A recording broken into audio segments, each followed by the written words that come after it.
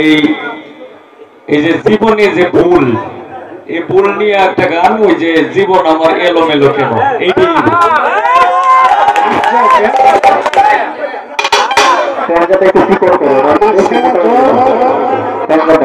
আমার এই অভিষেক তোমার আগে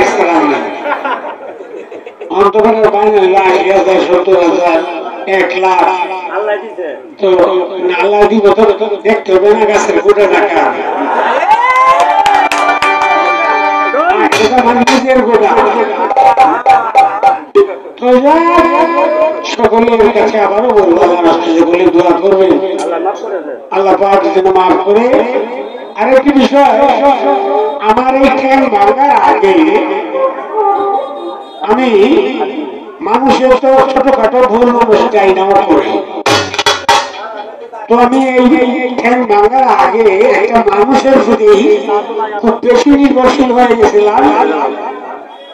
মনে করছিলাম যে এই মানুষটার দ্বারা আমার উপকার হবে, কিন্তু দেখা গেল এই যে আল্লাহর প্রতি আমি আস্থা না রেখে একটু মানুষের প্রতি আমি নির্ভরশীল হয়ে যাওয়াতে আল্লাহ রাগ হয়ে আমার প্রতি যে তুমি আমার তো আরেকজনের প্রতি নির্ভরশীল হয়ে গেছো, আমি স্রষ্টা আমার সৃষ্টি তোকেই তোমার রাখতে হবে।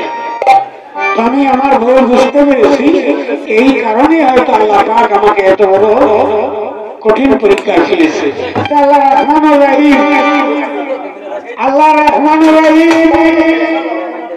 রাসূল যখন মেরাজে যায়, তো মেরাজে গেলে পরে আল্লাহ পাক রাসূলকে পাহাড় দেখাইলেন, বললেন যে এই যে পাহাড়গুলো, রাসূল বললেন এটি কিসের পাহাড়? যে এটি হলো মানুষের গুনার পাহাড়।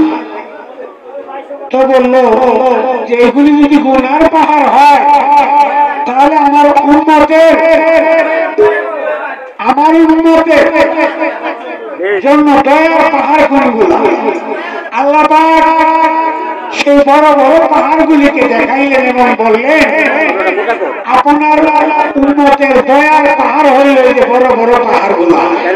আমি ইচ্ছা করলেই যে কোনো সময় সে দয়া করে তাকে মাফ করে দিতে পারি, ক্ষমা করে দিতে পারি।